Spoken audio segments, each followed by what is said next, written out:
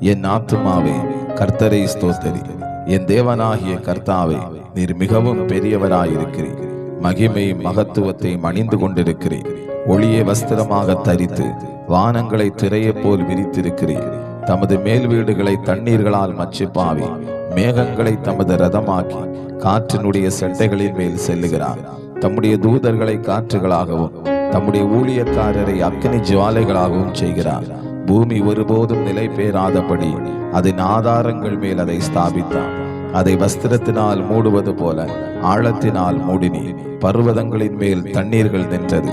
அவைகள் உமது கண்டிதத்தினால் விலகி ஓடி உமது குமுறலின் சத்தத்தால் விரைந்து போயிற்று. அவைகள் மலைகளில் ஏறி பள்ளத்தாக்குகளில் இறங்கி நீர் அவைகளுக்கு ஏற்படுத்தின இடத்தில் சென்றது.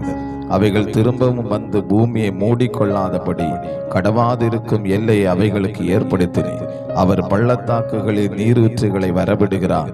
அவைகள் மலைகளின் நடுவே ஓடுகிறது. அவைகள் வெளியின் ஜீவன்களுக்கெல்லாம் தண்ணீர் கொடுக்கும். அங்கே காட்டு கழுதைகள் தங்கள் தாகத்தை தீர்த்து கொள்ளும்.